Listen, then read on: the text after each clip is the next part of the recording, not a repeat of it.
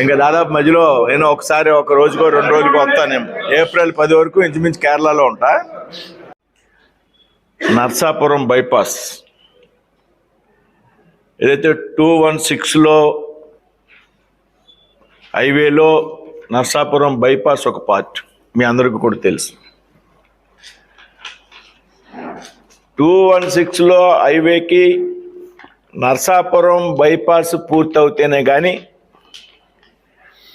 దాని తాలూకు ఫలితాన్ని నర్సాపురం పట్టణమే కాదు, పశ్చిమ గోదావరి జిల్లా ప్రజలు కానీ, అక్కడ ఉన్నటువంటి తూర్పుగోదావరి జిల్లా ప్రజలు కానీ, లేకపోతే అలాగా 216 ద్వారా కృష్ణా జిల్లా వెళ్ళేటువంటి ప్రజలకు కానీ, ఆ పైకి వెళ్ళేటువంటి ప్రజలకు కానీ పూర్తిగా అందుబాటులోకి రానటువంటి పరిస్థితి మీ అందరికీ కూడా తెలుసు. ఇవాళ నర్సాపురం టౌన్ మీదుగా వెళ్ళాల్సినటువంటి పరిస్థితి మనందరూ కూడా చూస్తూ ఉన్నాం. అయితే దీనికి సంబంధించి ఏదైతే బైపాస్కి సంబంధించి 580 కోట్ల రూపాయలను గతంలో కేటాయించినప్పటికీ కూడా ఆ ప్రాంతంలో ఉన్నటువంటి ఒకరిద్దరు రైతులు కోర్టుని ఆశ్రయించడం ద్వారా నర్సాపురం బైపాసు పనులు ఆగిపోయినటువంటి సందర్భం మనందరికీ కూడా తెలుసు. ఏదైతే హైకోర్టులో నేషనల్ హైవేస్కి అనుకూలంగా తీర్పు వచ్చినప్పటికీ, సుప్రీంకోర్టులో ఎస్ఎల్పి స్పెషల్ లీవ్ పిటిషన్ వేయడం ద్వారా ఈ బైపాస్ రోడ్డు పనుల్ని కొంతమంది అడ్డుకోవడం జరిగింది. నేను పార్లమెంట్ సభ్యుడయ్యాక నాయకర్ గారు శాసనసభ్యులు పదే పదే ఈ విషయాన్ని నా దృష్టికి తీసుకురావడంతో పాటు నేను కూడా ఏవైనా సరే నర్సాపురానికి 216లో బైపాస్ను పూర్తి చేయాలి, భీమవరానికి 165 హైవేలో బైపాస్ను పూర్తి చేయాలన్నటువంటి ఒక ఆలోచనతో ఇవన్నీ కూడా అభివృద్ధి చెందితే మన జిల్లాలో మన పార్లమెంట్లో రవాణా సౌకర్యాలు అద్భుతంగా ఉంటాయనేటువంటి ఆలోచనతో ప్రయత్నం మొదలు పెడితే,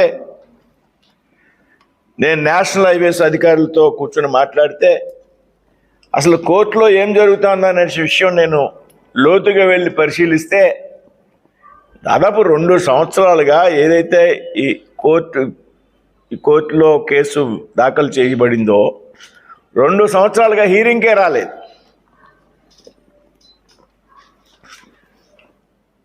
ఇది నాకు విచిత్రంగా అనిపించింది. అసలు 2 సంవత్సరాలు ఏ విధంగా హీరింగ్ రాలేదు అనేటువంటి విషయాన్ని, ఏదైనా జరగచ్చు, 2 సంవత్సరాలు కేసు బెంచ్ మీదకి రాలేదనేటువంటి విషయం ఆశ్చర్యం కలిగించి వెంటనే నేషనల్ హైవే అధికారులతో సంప్రదించి వెంటనే ఎవరైతే న్యాయశాఖ మంత్రి ఉన్నారో అర్జున్ మేఘవాల్ గారిని కూడా కలవడం జరిగింది. ఈ విధంగా ఎలా జరుగుతుంది అనేటువంటి విషయాన్ని వారితో ప్రస్తావిస్తే వారు జరిగిన విషయాన్ని వదిలేయండి అంటూ ఒక assistant solicitor general ASC Aishwarya Bhati అని ఆవిడికి కేసును అప్పగించి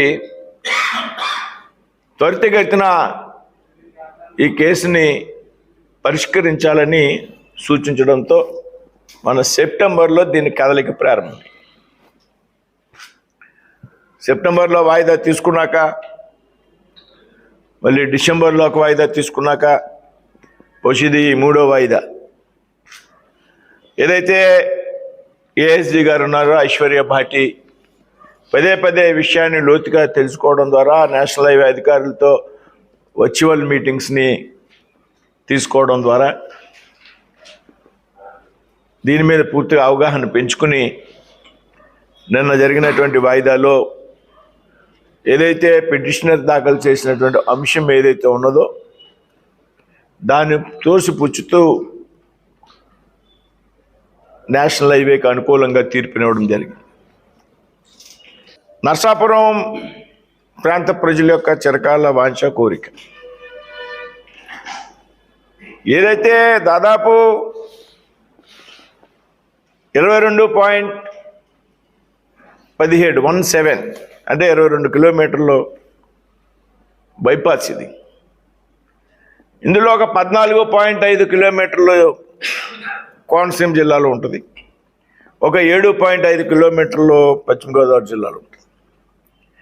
అయితే ఇందులో దాదాపు 96% ల్యాండ్ ఎక్విజిషన్ పూర్తయింది. 96% ల్యాండ్, 96.5, 97 వరకు ఎక్విజిషన్ పూర్తయింది. ఇది 22.17 కిలోమీటర్లు, కేవలం 0.75 కిలోమీటర్స్ అంటే 30 కిలోమీటర్ సంబంధించి కోర్టులో కేసులు దాఖలు చేయడంతో దాదాపు 3 సంవత్సరాలు ఈ ప్రాజెక్ట్ ఆలస్యమైంది.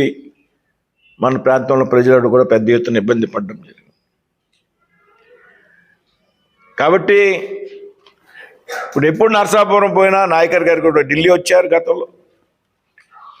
ఢిల్లీలో కూడా నేషనల్ హైవే అధికారులతో నేను నాయకర్ గారు సమావేశమయ్యాం ఈ కేసు విషయం మీద. ఆనాడు అధికారులు హామీ ఇవ్వడం జరిగింది.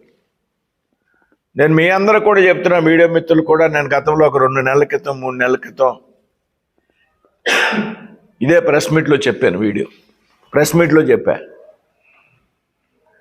2 నెలల లోపు 216 బైపాస్ ఏదైతే ఉందో నరసాపురం బైపాస్ సమస్య పరిష్కారం అవుతుందని నేను 2 నెలల క్రితం ప్రెస్ మీట్లో చెప్పా. ఇవాళ అది పరిష్కారం అయింది అనేటువంటి విషయానికి నేను సంతోషపడుతూ ఉన్నా. ఏదైతే ల్యాండ్ ఎక్విజిషన్ కూడా పూర్తయింది, 135 కోట్లు ల్యాండ్ ఎక్విజిషన్ వస్తే ఆల్రెడీ 98 కోట్లు రైతులకి డిస్ట్రిబ్యూట్ చేయడం.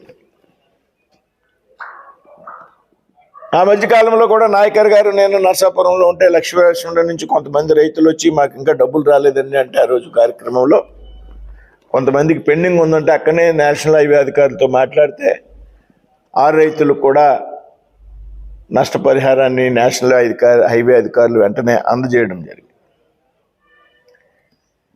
కాబట్టి ఈ ప్రాంతం యొక్క భౌగోళిక స్వరూపాలు మార్చడంలో ఇది ఒక కీలకమైనటువంటి అంశం. ఇది నరసాపురం పశ్చిమ గోదావరి జిల్లాలో కీలకమైనటువంటి పట్టణాలు అయినటువంటి తాడేపల్లిగూడెం, తణుకు అవుతున్న హైవేలు ఉన్నాయి.